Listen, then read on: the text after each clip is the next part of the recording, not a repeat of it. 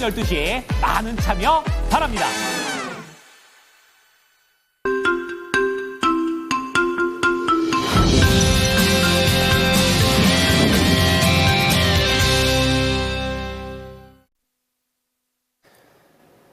미국의 대선 이후에 계속해서 뉴욕 증시는 상승세를 좀 타고 있는 모습 나오고 있습니다. 자, 이러한 흐름 속에서 오늘 국내장 어떠한 것들을 좀 봐야 될지 6가지 모아봤는데요.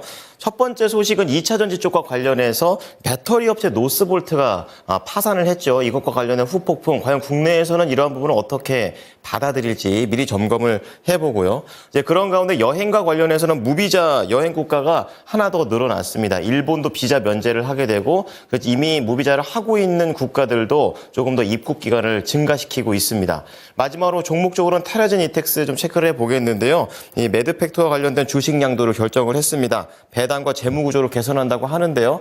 미리 알아보겠습니다. 권미란 캐스터 종목 얘기들 전해주시죠. 네, 월요일 오늘장 영향을 줄 수 있는 뉴스들 체크해 보겠습니다. 6가지 헤드라인으로 정리해 보시죠. 젠슨 황 엔비디아 CEO의 발언으로 삼성전자 HBM이 엔비디아 납품 초읽기에 들어갔다는 의견이 나왔습니다. 유럽 최대 배터리 업체 노스볼트의 파산 후폭풍으로 골드만삭스가 1조 원 손실의 위기에 직면했습니다. 빙그레가 인적 분할을 단행하고요. 중국이 무비자 입국 기간을 15일에서 30일로 확대합니다. 한동훈 국민의힘 당대표가 토큰증권 법제화에 시동을 겁니다. 테라젠 이텍스가 358억 원 규모의 매드팩토 주식 양도를 결정했습니다. 먼저 삼성전자 관련 소식부터 보겠습니다. 젠슨 황 엔비디아 CEO가 삼성전자의 인공지능 메모리칩 납품 승인을 위해 최대한 빨리 작업 중이라고 밝히면서 삼성전자 HBM의 엔비디아 납품 초읽기에 들어갔다는 분석이 나오고 있습니다. 이에 따라 삼성전자가 엔비디아 공급망 진입을 통해 AI 반도체 랠리에 본격적으로 올라타며 상대적으로 부진했던 실적을 개선할 수 있을지 주목됩니다. 블룸버그 통신에 따르면 젠슨 황 CEO는 현지 시간 23일 홍콩 과학기술대 명예박사 학위 수여식에서 삼성전자로부터 5세대 HBM인 HBM3 8단과 12단을 모두 납품하는 방안을 검토하고 있다고 밝혔습니다. 삼성전자는 앞서 지난달 31일 3분기 실적 컨퍼런스 콜에서 현재 HBM3 8단, 12단 모두 양산 판매 중이라면서 주요 고객사 품질 테스트 과정상 중요한 단계를 완료하는 유의미한 진전을 확보했고 4분기 중 판매 확대가 가능할 것이라고 전망을 밝힌 바 있는데요. 업계에서는 조만간 삼성전자의 HBM3 제품에 대한 엔비디아의 최종 승인이 이루어지며 본격적인 납품이 이루어질 수 있을 것으로 기대하고 있습니다. 블룸버그는 다만 젠슨 황 CEO가 최근 3분기 실적 발표 후 컨퍼런스 콜에서 메모리 공급업체로 SK 하이닉스, 마이크론 등을 언급하면서도 삼성전자를 거론하지 않았다고 지적했습니다. 시장 조사업체 트렌드포스에 따르면 지난해 HBM 시장 점유율은 SK 하이닉스가 53%, 삼성전자 38%, 미국 마이크론 9%였습니다. 삼성전자는 6세대인 HBM4를 내년 하반기 양산 목표로 개발을 진행하고 있으며 맞춤형 HBM 사업화를 위해 파운드리 경쟁사인 TSMC와의 협력 가능성도 열어둔 상태인데요. 삼성전자도 엔비디아도 서로가 서로에게 필요한 상황인데 퀄 테스트 통과에 대해서는 아직 공식적인 발표는 없습니다. 관련 소식 언제 통과와 납품으로 확정될지 지켜봐야 되겠습니다. 오늘장 삼성전자의 주가 반응 확인해 보시죠. 다음은 노스볼트 파산 관련 소식입니다. 유럽 최대 전기차 배터리 업체인 스웨덴 노스볼트가 파산 보호를 신청하면서 주요 투자자 중 하나였던 미국 투자은행 골드만삭스가 1조 원이 넘는 손실을 보게 됐습니다. 현지 시간 23일 영국 일간 파이낸셜 타임스에 따르면 골드만삭스가 운용하는 사모 투자 펀드들은 노스볼트에 최소 8만 9,600만 달러, 우리 돈으로 약 1조 2,600억 원을 투자한 상황입니다. 골드만삭스는 독일 자동차 제조사 폭스바겐 등과 함께 2019년부터 노스볼트에 대한 투자를 진행해 지분 19%를 보유한 2대 주주로 올라섰는데요. 하지만 노스볼트는 150억 달러, 우리 돈으로 약 21조 원에 달하는 막대한 투자를 받고도 수율 문제 극복에 어려움을 겪다가 세계 전기차 시장 침체라는 악재까지 더해지자 결국 지난 21일 미국 법원에 파산 보호 신청을 제출했습니다. 파산보호 신청 당시 노스볼트가 보유한 현금은 3천만 달러, 약 420억 원에 불과했고 58억 달러, 약 8조 원의 부채까지 안고 있었다고 파이낸셜 타임즈는 전했습니다. 불과 7개월 전까지만 해도 노스볼트 투자로 4배가 넘는 이익을 창출했다면서 자화자찬하던 골드만삭스는 자사 PF에 투자한 고객들을 안심시키기 위해서 노력하고 있는 모양새인데요. 골드만삭스는 이날 성명을 통해서 노스볼트에 투자한 자금을 전액 상각 처리할 것이라고 밝히면서 우리 포트폴리오는 위험 완화를 위해 투자 집중 한도가 있다고 강조했습니다. 현재 골드만삭스 자산 운용은 3조 달러, 약 4,200조 원에 이르는 자산 관리를 하고 있으며 이 중 사모펀드를 비롯한 대체 투자로 운용되는 자금은 5천억 달러, 약 700조 원 가량으로 알려졌습니다.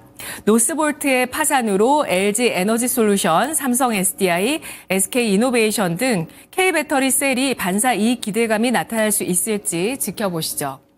다음은 빙그레 인적 분할 소식입니다. 빙그레가 지주회사 체제로 전환합니다. 빙그레는 지난 22일 이사회를 열어 내년 5월 1일자로 지주회사와 사업회사로 인적 분할하기로 결의했다고 밝혔습니다. 분할 이후 지주회사 가칭 빙그레 홀딩스와 빙그레로 나누어져 각각 경쟁력을 강화한다는 방침인데요. 이번 인적 분할을 통해서 설립될 빙그레는 사업회사로서 유가공 제품 등 음식료품의 생산 및 판매를 독립적으로 운영하는 경영체제를 구축하게 됩니다.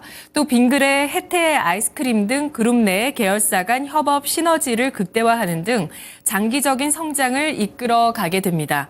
인적 분할이 완료되면 빙그레 홀딩스, 빙그레, 혜태 아이스크림의 수직 계열화가 이루어지고요. 빙그레는 이와 함께 주주 가치를 극대화하고 기업 가치를 제고하기 위해 보유 중인 자사주 100만 9,440주를 향후 별도 이사회 결의를 통해서 전량 소각할 예정이라고 밝혔습니다. 이는 총 발행 주식의 10.25%에 해당합니다. 한편 혜태제과는 다음 달 1일부터 홈런볼, 자유시간, OS 등 10개 제품의 가격을 평균 8.59% 인상하기로 했습니다. 이 소식에 시간의 거래에서 혜태그룹주와 크라운제과가 8%에서 가격 제한폭까지 올라서 강세였는데 오늘장 혜태제과 식품, 크라운 혜태홀딩스, 크라운제과, 빙그레 등의 주가 흐름 체크해 보시죠. 혜태제과 식품의 주가를 보도록 하겠습니다. 5월에서 6월 주가가 음식료주의 강세와 함께 랠리를 펼쳤다가 상승폭을 다 반납한 상태인데요. 금요일장의 종가는 5,820원에 마감됐습니다. 다음은 중국의 무비자 입국 기간 확대 소식입니다. 중국 정부가 한국 일반 여권 소지자 등에 적용 중인 무비자 입국 기간을 현행 15일에서 30일로 늘리고 코로나19 대유행으로 무비자 정책을 중단했었던 일본을 다시 무비자 대상에 포함시켰습니다. 린젠 중국 외교부 대변인은 22일 정례 브리핑에서 현재 비즈니스, 관광, 친지 방문 등으로 제한된 무비자 방문 목적의 교류 방문을 추가하고 무비자로 중국에 체류할 수 있는 기간을 15일에서 30일로 늘린다고 발표했습니다. 린 대변인은 중국과 외국의 인적 교류를 더 편리하게 하기 위해 중국은 비자 면제 국가 범위를 확대하기로 했다며 이달 30일부터 내년 12월 31일까지 불가리아, 루마니아, 크로아티아, 몬테네그로, 북마케도니아, 몰타, 에스토니아, 라트비아, 일본 등 총 9개국 일반 여권 소지자도 비자 면제 대상에 들어간다고 밝혔습니다. 무비자 방문 목적과 기간 확대 조치는 새로 추가된 9개국을 포함해서 한국 등 종전 38개 무비자 국가에도 적용됩니다. 오늘장 모두투어, 하나투어, 노랑풍선, 참 좋은 여행 등 시간의 거래에서 강세였던 여행주들의 흐름 챙겨보시죠. 모두 투어의 주가 흐름 보도록 하겠습니다. 최근 바닥을 찍고 11월 초에 튀어 올랐다가 다시 더 밀려서 하락했다가 반격 이어가는 모습인데요. 1,230원 금요일장 종가였습니다. 다음은 STO 관련 소식 보겠습니다. 한동훈 국민의힘 대표가 토큰증권 법제화를 추진합니다. 토큰증권 발행, STO는 부동산 같은 실물 자산을 블록체인을 통해 디지털화해서 증권화하는 것을 의미하는데요.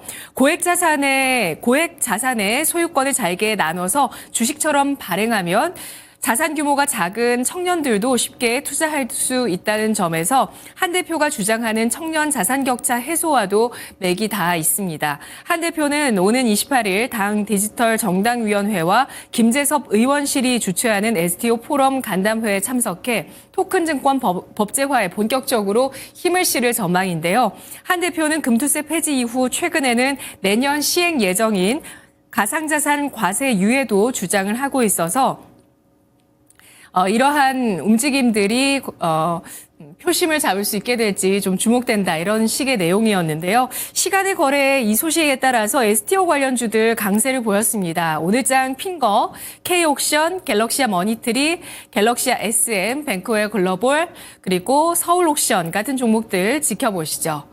마지막으로 테라젠 이텍스의 지분 매각 소식입니다. 테라젠 이텍스가 바이오 신약 연구개발 기업 매드팩토 주식 493만 1,039주를 약 357억 원에 양도하기로 결정했다고 지난주 장 마감 이후에 공시했습니다. 이는 자기 자본 대비 23.34%에 해당하는 규모인데요. 이사회 결의일인 이달로부터 15일 이내에 매각 주관사를 선정하고 전략적인 투자자, 우량기업 등의 장외 매각을 추진할 계획입니다. 향후 구체적인 거래 상대방, 거래 금액, 일정 등이 확정되면 재공시할 예정인데요. 회사 측은 양도 목적에 대해서 장기 미실현 이익 실현을 통해서 배당 가능 이익을 증대시키고 재무 구조를 개선하겠다라고 밝혔습니다. 오늘장 매드팩토, 테라젠 이텍스 등 주가 움직임 체크해 보시죠. 지금까지 6가지 모닝뉴스 살펴봤습니다.